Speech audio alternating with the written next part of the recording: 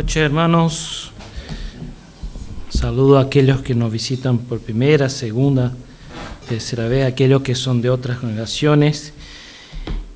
Y quisiera mencionar que para los que nos visitan, que lo que comparto hoy es resultado de una serie de prédicas que ya venimos haciendo ya hace por lo menos desde el inicio del año, en el libro de Josué.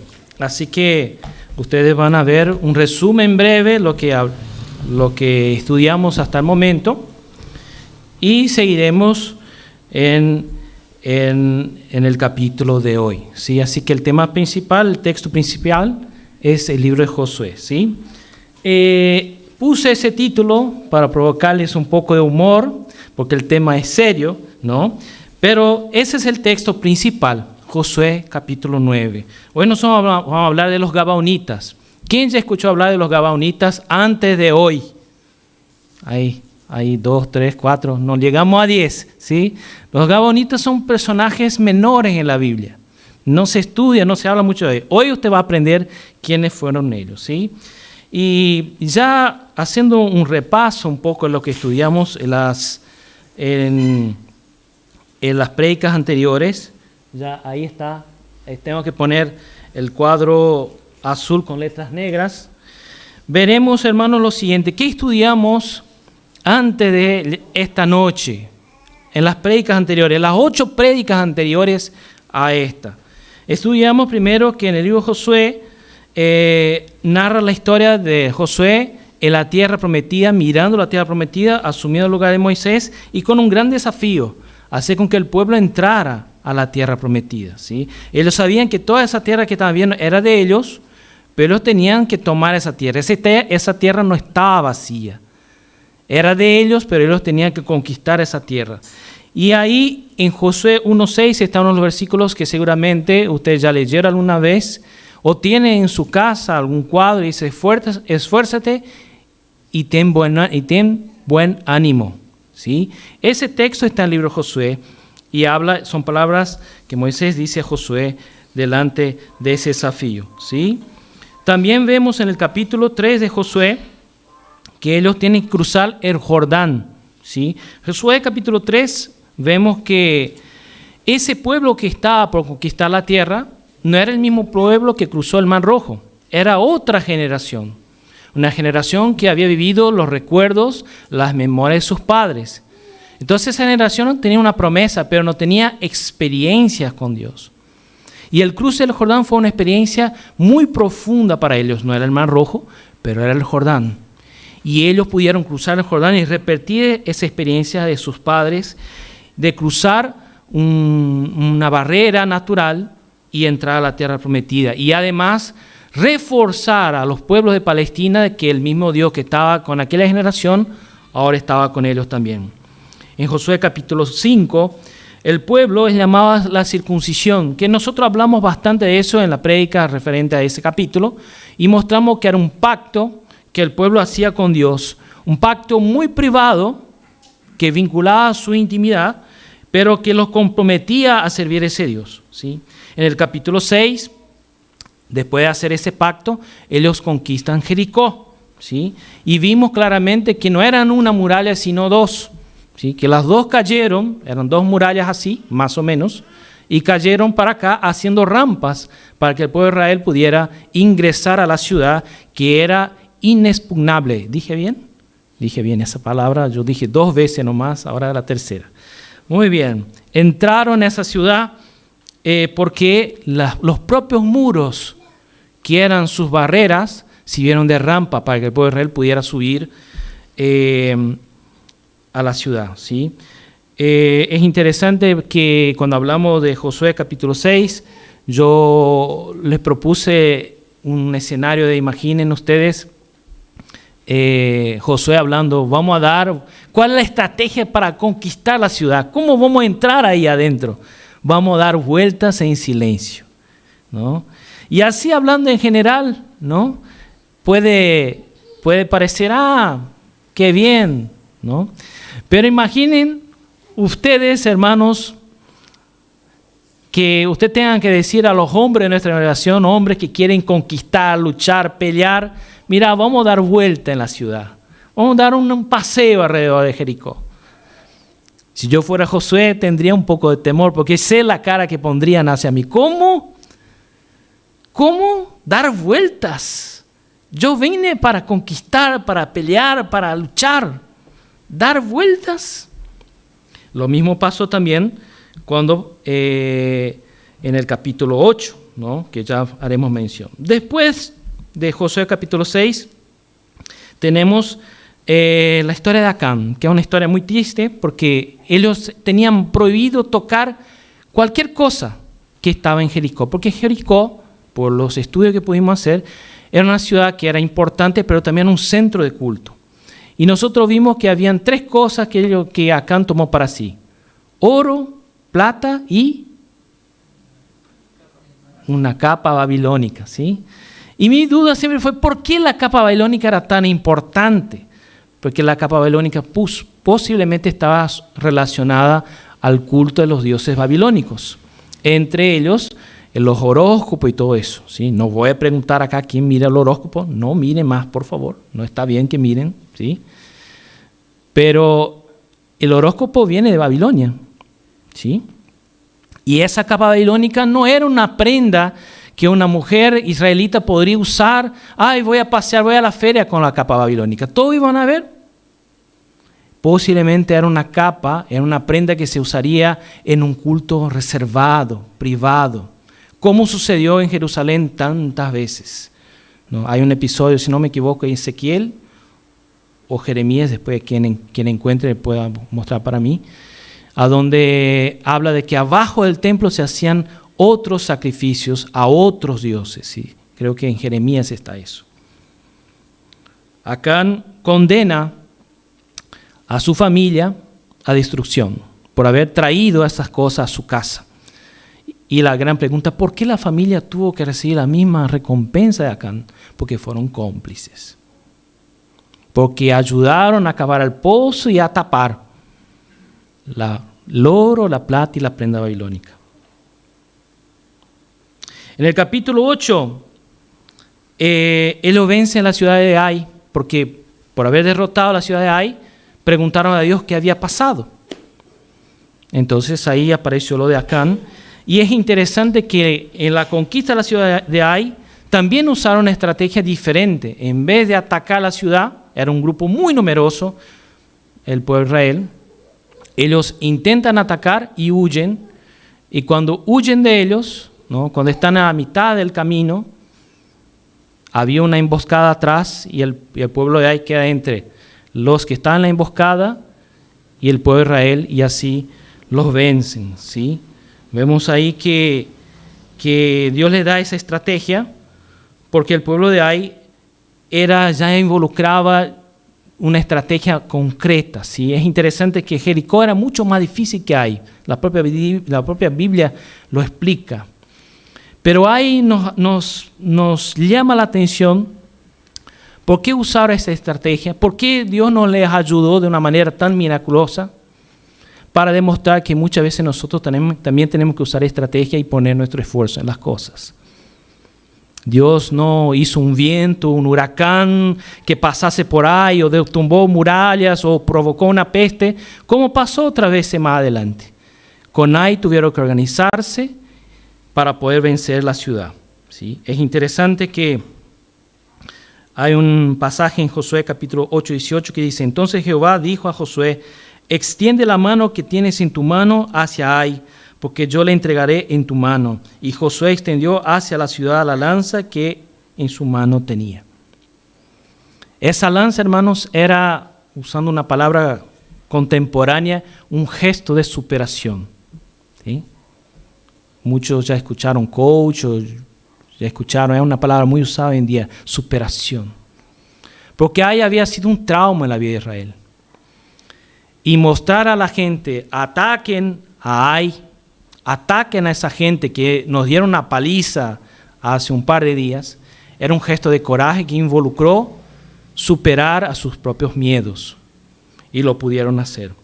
Y todo eso Si hay un versículo que sintetiza el libro de Josué, es Josué 4:24, para que todos los pueblos de la tierra conozcan que la mano de Jehová es poderosa, para que temáis a Jehová vuestro Dios todos los días. Cada evento que sucede en el libro de Josué era un testimonio para los pueblos alrededor que había un Dios distinto en el pueblo de Israel. Y ese texto para mí es una palabra fuerte, porque entiendo que lo que yo vivo con Dios también es un testimonio para los demás que están mirando, que no conocen al mismo Dios que conoce usted, que conozco yo. Las experiencias que vivimos con Dios, de derrotas y victorias, tiene que ser un testimonio para los demás. Hoy vamos a hablar de Josué capítulo 9, pero una vez más pido que Dios me dé gracia para hablar del tema de hoy. Señor Dios, dame, oh Dios, de tu gracia para transmitir, oh Dios, lo que está escrito en el capítulo 9 de Josué. Es un tema poco hablado, particularmente no me acuerdo de haber escuchado ninguna prédica sobre ese tema, pero si está en tu palabra es importante que hablemos de ello. Que el Señor Dios nos dé sabiduría para transmitir las enseñanzas de ese capítulo, tan simple pero tan poderoso en su significado. Muchas gracias, Dios, por todas las cosas. Y bendice a cada las personas que entró en esta noche en ese lugar. Y que salga, Dios, con una porción más de ti para su vida, en el nombre de Jesús. Amén. Veamos dos imágenes. Tal vez voy a pedir que se apague un poquito ahí y voy a comentar. Bueno, una imagen se ve muy bien, que es de ese monumento, esa. ¿Qué es? El caballo de Troya, ¿sí? Y la otra imagen no se ve muy bien, pero es una pintura que muestra Ulises hablando con un gigante. Ambas referencias son ¿de qué obra? La Odisea. Muy bien. Que no quiero hacer mucho spoiler porque sale en julio ahora en el cine. Ustedes van a ir a ver. No sé si voy a ir a ver, depende de si va a haber promo, pero veremos, ¿sí? En la Odisea están esas dos historias y cuenta la historia de Ulises, que según sus propias palabras es el hombre más astuto de todos los hombres, ¿sí? Ulises, la Odisea, para mí, ¿no?, profesor de lengua y literatura, es una de las obras que más impactó nuestra cosmovisión de la realidad. Porque Ulises, en esa obra que tiene milenios, él nos enseñó que la inteligencia es mejor que la fuerza, ¿sí?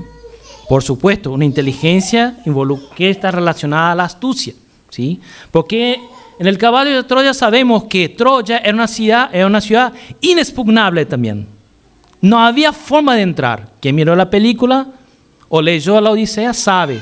10 años intentando entrar a una ciudad sin éxito. No había forma.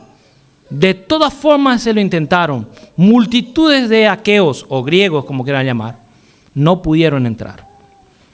Hasta que después de cansancio, Ulises les tiró una idea: hagamos un regalo para los troyanos y en ese regalo pongamos a algunos de nosotros adentro y ellos van a traer ese regalo adentro y nosotros vamos a tomar la ciudad, ¿sí? Que fue el caballo de Troya. Por eso que hoy hay un virus, ¿no?, que se llama troyano, ¿sí? Porque justamente muchas veces viene disfrazado de otras cosas y cuando entra en nuestra PC hace un desastre, ¿no? De ahí viene la idea. Pero la historia del gigante es una historia muy interesante que no voy a conseguir explicar acá. Les dejo para que busque después en su casa. A donde él vence al gigante con una frase, que es esa frase que dice: mi nombre es nadie. Busquen después si tienen curiosidad, si no leyeron, si quieren ver solo la historia, busquen YouTube y verán que con esa frase, mi nombre es nadie, él vence al gigante, ¿sí? Ahora sí, vayamos al texto. Josué capítulo 9, versículo de 1 a 15, por favor. Vamos a leer primeramente los versículos 1 y 2. Dice así, Josué 9, 1 y 2. Cuando oyeron estas cosas, todos los reyes que estaban a este lado del Jordán, así en las montañas como en los llanos, en toda la costa del mar grande, delante del Líbano, los heteos, los amorreos, los cananeos, fereceos, heveos y jebuseos se concertaron para pelear contra Josué e Israel. Los pueblos habían visto a ellos cruzar el Mar Rojo, habían visto a ellos vencer a Jericó, habían visto a ellos destruir a Ai y vieron que la cosa venía complicada. Israel se estaba superando. Además tenían la memoria de todo lo vivido con Moisés. Y los cananeos dijeron, tenemos que unirnos, si no, no va a quedar nadie. ¿Sí? Lo natural. Cuando hay una guerra y hay un enemigo grande, el pueblo busca alianzas para poder resistirlo.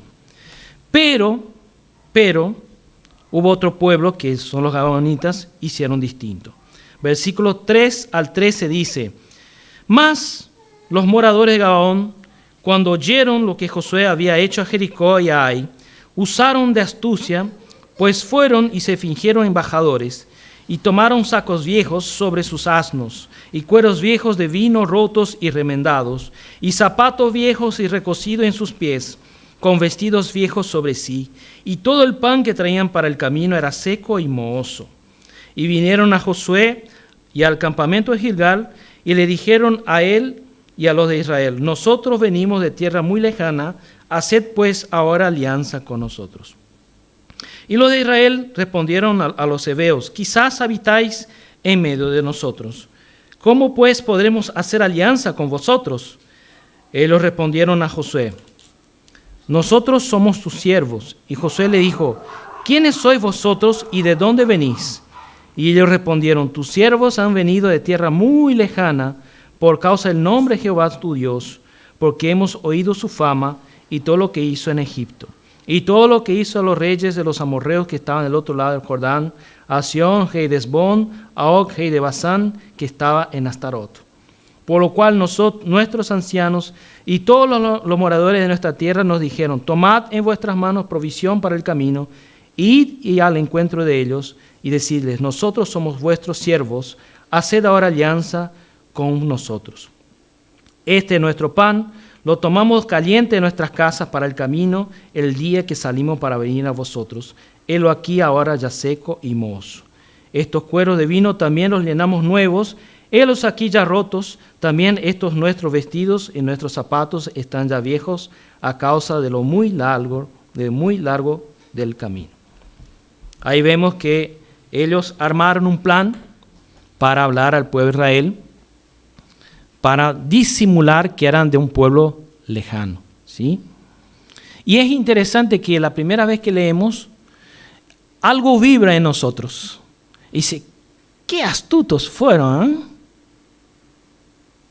Qué inteligentes fueron. Porque de alguna manera nosotros aprendimos que la astucia a veces viene bien, justamente por la Odisea, por nuestra idiosincrasia. Acá, hermanos, creo que no salva a nadie acá, ¿sí? Acá meto a nosotros los brasileros, los argentinos, acá yo puse, ¿no?, que nosotros aprendimos por nuestra historia que engañar está bien. Tenemos distintas palabras, ¿no? Acá yo aprendí la viveza criolla, ¿no? En Brasil nosotros tenemos el jeitinho brasileiro, ¿no? En Colombia la malicia indígena y en Perú la criollada. Todo es lo mismo. Aprendemos que está bien sacar ventaja siempre que se pueda. Incluso en mi búsqueda sobre esa costumbre que aprendemos no en la iglesia, no en la Biblia, sino en nuestra cultura, vemos que nos enseña que está bien aprovecharse siempre que se puede del otro, ¿sí?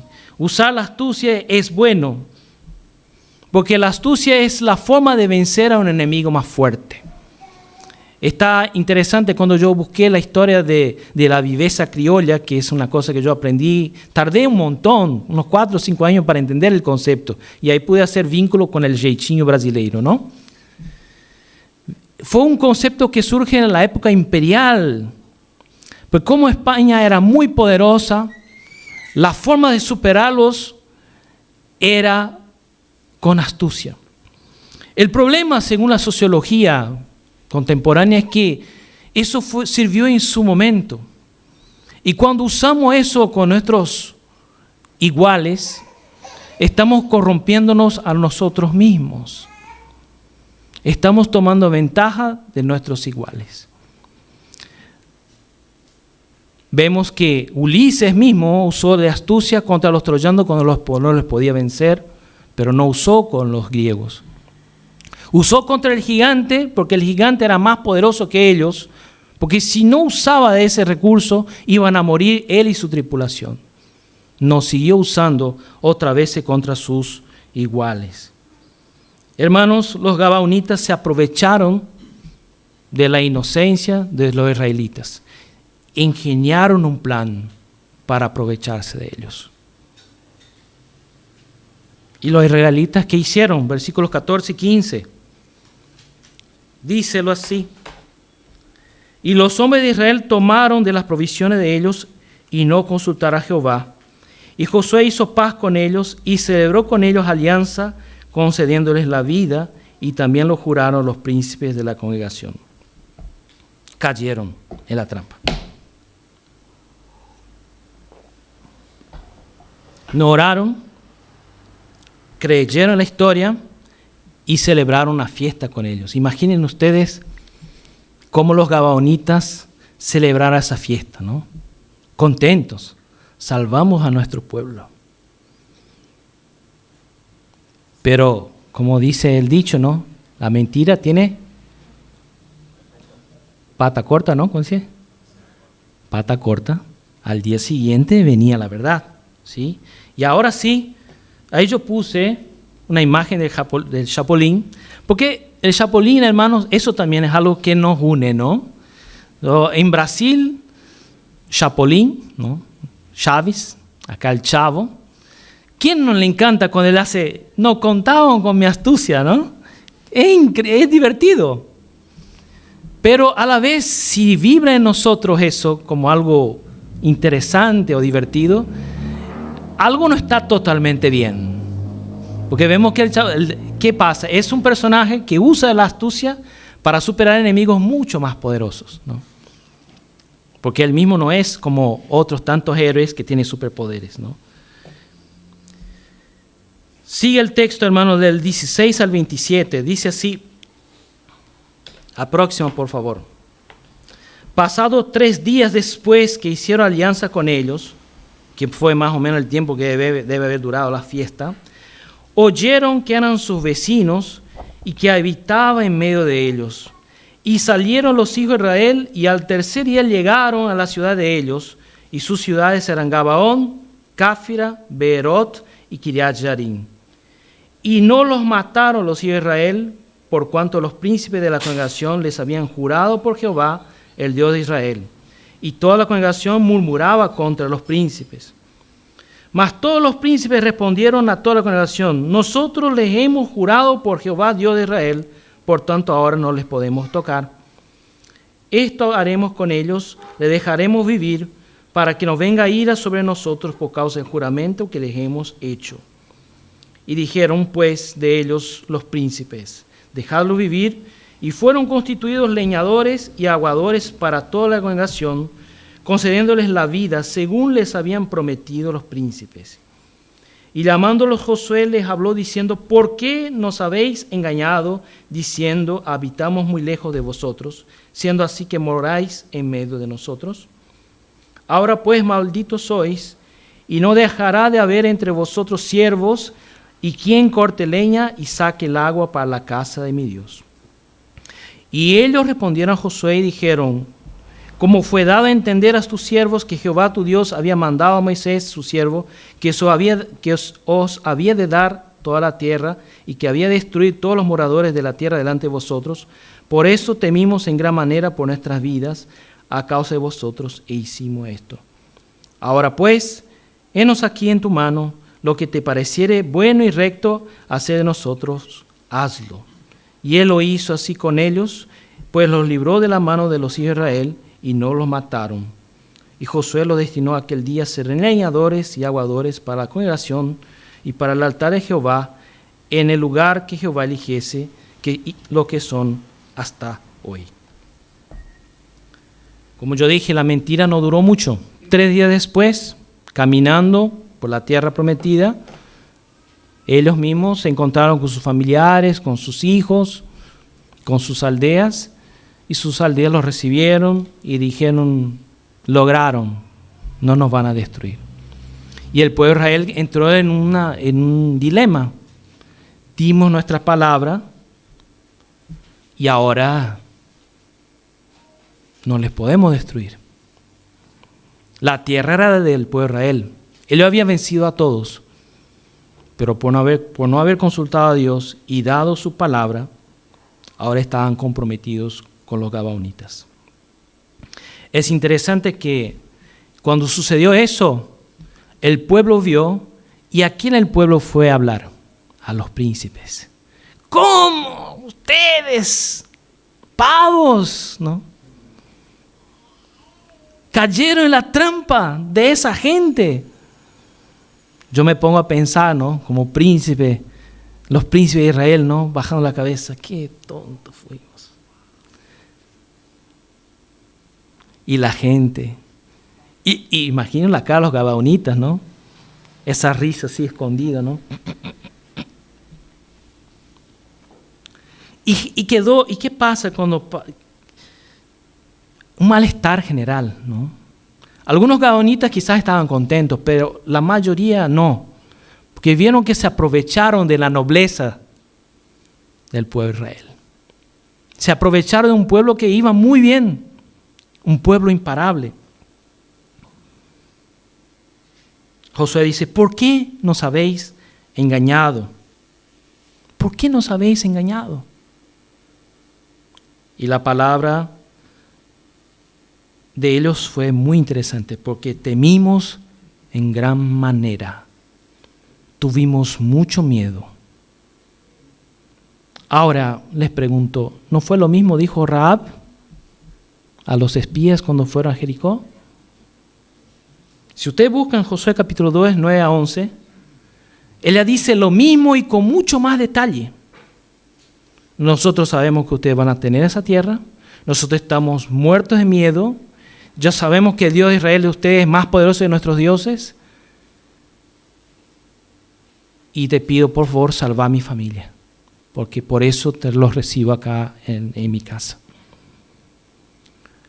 El mismo sentimiento, pero actitudes totalmente distintas.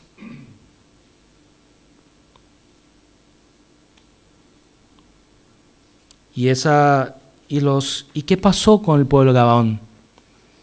Al hacer ese pacto, a usar de esa astucia, ¿no?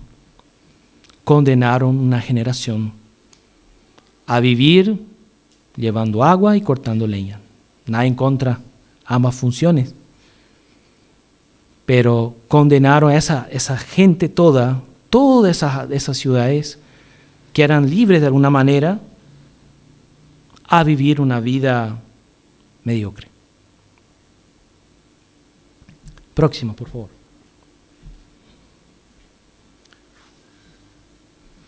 Yo me pongo a pensar, un niño que nació después de eso, ¿cómo habrá vivido, no? Era la misma tierra, el mismo lugar, las mismas leyendas, las mismas historias, pero ese pueblo estaba ahí, adentro, ¿no?, del pueblo de Israel, porque lo que pasó es realmente que los gabaonitas fueron insertados como cuerpo extraño en la comunidad de Israel y vivieron esa vida por siglos. Venía un israelita, agua, leña, agua, leña. Y en algún momento quizás uno de esos niños, ¿no?, habrá preguntado a su papá, ¿por qué no vamos a la guerra con ellos? ¿Por qué no luchamos contra los filisteos como ellos? ¿Por qué no vencemos las batallas con David?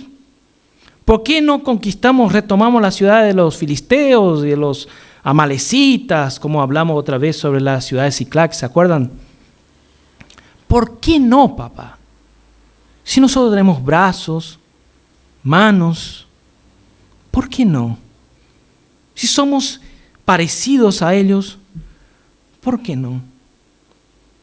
Y el papá de ese chico habrá dicho, hijo, porque allá atrás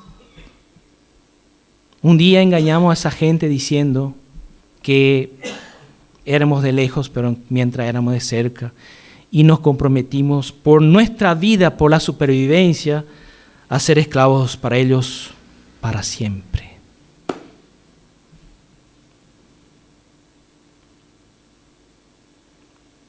Es interesante pensar que los gabaonitas realmente fueron preservados. Después sabemos que ellos desaparece la historia allá por los cautiverios, pero ellos fueron asimilados por la tribu de Benjamín, eso está en Josué capítulo 21. Fueron víctimas de injusticia, eso está en 2 Samuel capítulo 21, por la mano de Saúl, que quiso aprovechar de ellos, que no podían defenderse y los destruyó. Y en Nehemías capítulo 3, versículo 7, ustedes van a ver que ellos cuando quieren reconstruir los muros de Jerusalén, ellos colaboran. ¿Sí? Ellos colaboran. Pero nunca tuvieron un rol protagónico en la historia de Israel. Vivieron en las sombras. Pero Rahab no. Entendamos que Rahab estaba ahí. Rahab vio a los gabaonitas ser insertados en el pueblo de Israel por el engaño. Quizás Rahab celebró ahí la fiesta con ellos. ¡Qué bueno! Una nación de lejos reconoce al Dios de Israel, que yo también reconocí. Rahab sí, hermanos. La mujer que vivía sobre el muro de Jericó entró en la historia del pueblo de Israel. Mateo capítulo 1, 5, ustedes van a ver que él está en la genealogía de Jesús. Hebreos 11, 71, ustedes van a ver que Rahab es un héroe de la fe por haber hecho solamente una cosa. Recibido a los espías porque sabían que ellos eran embajadores del único Dios verdadero. Rahab entró en la historia. Los gabaonitas no. Aunque yo no dudo que los gabaonitas fueron más inteligentes, astutos que Rahab, pero Rahab tuvo la actitud correcta. No mintió. Dijo, mi vida está en tus manos, pero si tienen misericordia de nosotros, salven a mí y a mi familia. Nosotros vamos a hacer lo que ustedes digan. Los gabaonitas no vinieron con la verdad, vinieron con la mentira. En Hechos capítulo 5, hermanos, hay una historia muy parecida. Cuando la iglesia empieza, ¿no? La historia de una pareja llamada Ananías y Zafira. ¿Se acuerdan la historia? Es interesante que la historia dice que Bernabé, la historia comienza así en Hechos capítulo 5, que Bernabé vendiendo todo lo que tenía, dio esa propiedad, dio el valor integral a Dios, ¿no? En la iglesia. No era obligatorio, no era una costumbre. Bernabé lo hizo de corazón y quedó registrado en nuestra Biblia, ¿sí? Y Ananías y Zafira, queriendo del mismo estatus de Bernabé, mintieron. Dijeron, no, vamos a decir que dimos todo, pero damos mitad. Y en Hechos 5 dice, si ustedes no hubieran dado, era de ustedes también, podrían dar. Pero Hechos 5, 4 dice, ¿por qué ustedes no mintieron a mí, Pedro, palabra de Pedro, sino al Espíritu Santo? ¿Y qué pasó con Ananías y Zafira? Murieron. Hermanos, la historia de los gabaonitas es muy seria, para ir concluyendo, porque nos permite solamente dos conclusiones de ella. Dos. Yo siempre traigo varias, ¿no? De esa historia traigo dos. Primero, que cuando hagamos algo importante, ¿no? Presentemos eso delante de Dios, ¿no? Cuidado con las alianzas que hagamos. Consultemos a Dios antes de formalizar algo. 2 Corintios 6, 14 y 18 habla del yugo desigual. Tenemos que tener mucho cuidado con quién ponemos nuestras alianzas, porque pueden ser personas que realmente quieren aprovecharse de nuestra nobleza. Saben que tenemos algo diferente, no entienden que es Dios.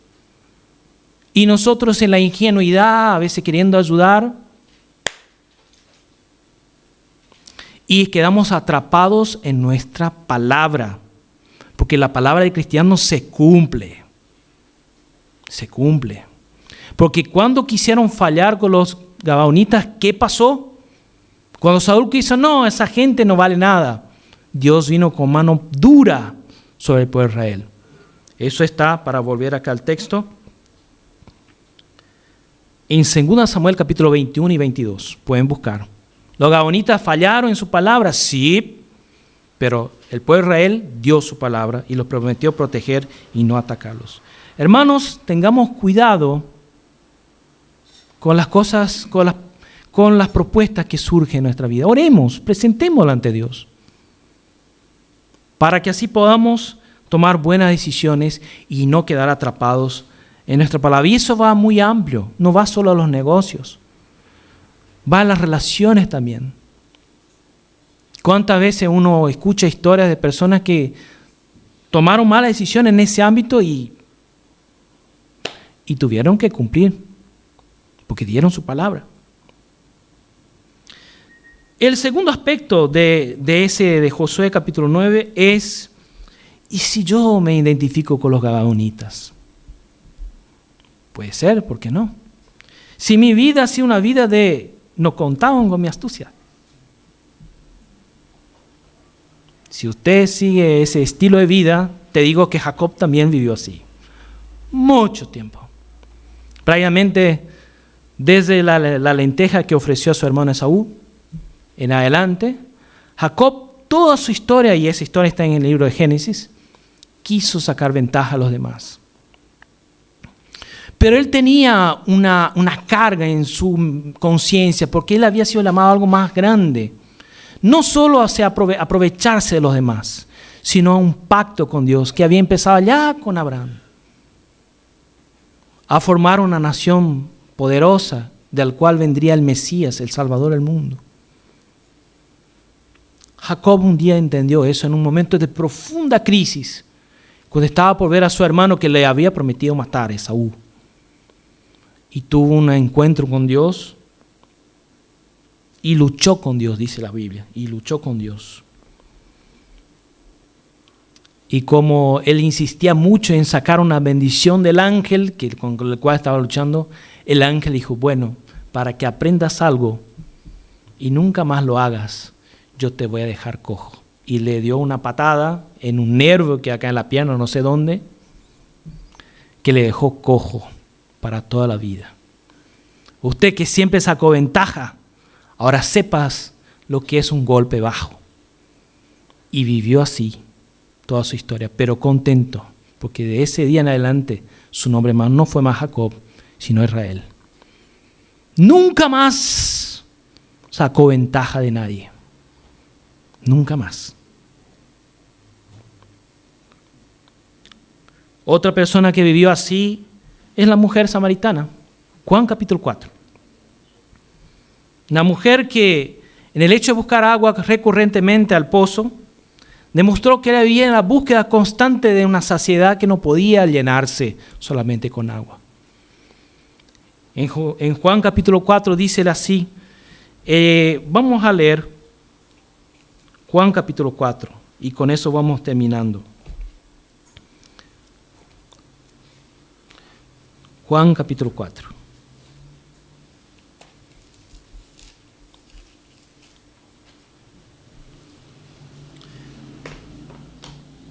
Cuando pues el Señor entendió que los fariseos habían de decir, Jesús hace y bautiza más discípulos que Juan, aunque Jesús no bautizaba sino sus discípulos, salió de Judea y se fue otra vez a Galilea, y le era necesario pasar por Samaria. Vino pues a una ciudad de Samaria, llamada Sicar, junto a la heredad que Jacob dio a su hijo José. Y estaba allí el pozo de Jacob, mientras Jesús, cansado del camino, se sentó así junto al pozo, era como la hora sexta. Vino una mujer de Samaria a sacar agua, y Jesús le dijo, dame de beber. Pues sus discípulos habían ido a la ciudad a comprar de comer. La mujer samaritana le dijo, ¿cómo tú, siendo judío, no me pides a mí de beber, que soy mujer samaritana? porque judíos y samaritanos no se tratan entre sí. Versículo 10. Respondiendo Jesús le dijo, si conocieras el don de Dios, y quién es el que te dice, dame de beber, tú le pedirías y él te daría agua viva. Y la mujer le dijo, Señor, no tienes con qué sacarla y el pozo es hondo. ¿De dónde pues tienes el agua viva? ¿Acaso eres tú mayor que nuestro padre Jacob, quien nos dio este pozo del cual bebieron él, sus hijos y sus ganados? Respondió Jesús y le dijo, cualquiera que bebiere de esta agua volverá a tener sed, mas el que bebiere del agua que yo le daré no tendrá sed jamás, sino que el agua que yo le daré será en él una fuente de agua que salte para la vida eterna. Un texto muy hermoso, daba un encuentro casual, dos desconocidos, a donde uno de ellos conoce al Salvador. La mujer samaritana, después de ese encuentro, hermanos, a donde ella buscaba hacer una tarea recurrente, diaria, cotidiana, encuentra la satisfacción que había buscado en tantas cosas, entre ellas en los matrimonios, ¿no? Se había casado un montón de veces, pensando que el problema que ella tenía era el matrimonio. El día que me case seré feliz, ¿no? No está mal querer casarse, pero poner la felicidad en algo humano, hermanos, falla. Nuestra verdadera saciedad está en Cristo, en el perdón, en la vida que Él nos puede dar. Muchas veces aprendemos que para sobrevivir necesitamos una pareja, un trabajo, un curso, una casa, un Bitcoin, una moneda específica, un auto. Necesitamos a Dios. Necesitamos el perdón de los pecados que tenemos en Cristo. Y esa mujer encuentra a Cristo acá. Y su vida es transformada. Y el motivo por el cual ella fue al pozo queda en un plan secundario. El versículo 28 dice, entonces la mujer dejó su cántaro y fue a la ciudad y dijo a los hombres. Esa mujer, de ser un personaje secundario en su pueblo, una mujer discriminada, una mujer menospreciada, termina siendo la primera misionera de los samaritanos, porque había encontrado la razón de su existencia, había encontrado a Cristo. Hermanos, amigos,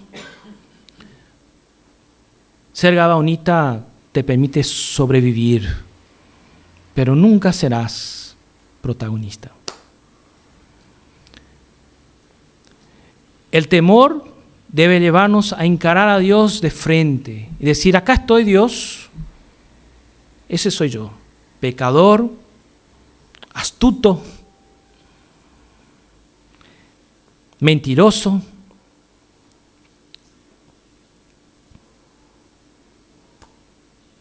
ese soy yo. Haz de mí lo que quieres.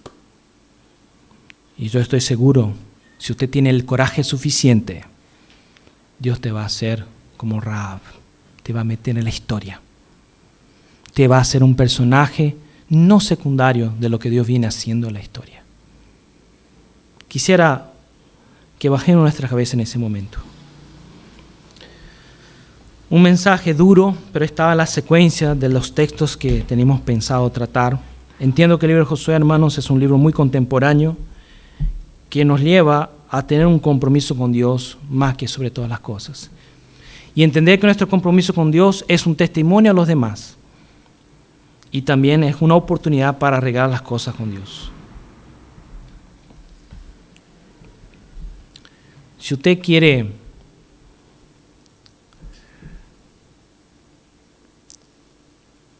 entregar su vida a Dios y dejar de ser un gabaonita de cierta manera, dejar de sobrevivir cada día y enfrentar a Dios con coraje y decir, Dios, acá estoy, salva mi vida, transforma mi corazón, hazme parte de tu pueblo, es tu oportunidad. Es tu oportunidad de cambiar tu historia.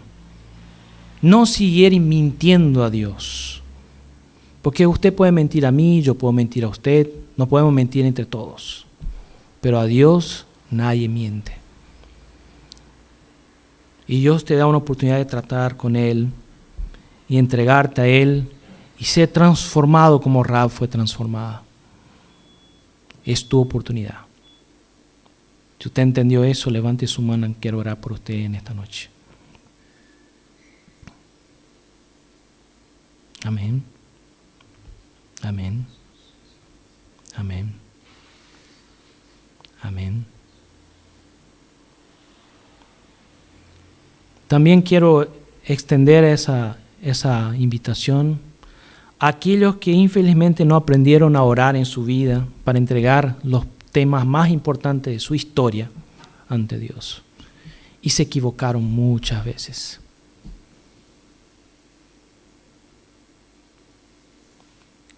Te quiero desafiar a que cuando se presente una situación importante, no dudes en decir sí o no, sino en orar y presentar eso delante de Dios. Dios, me conviene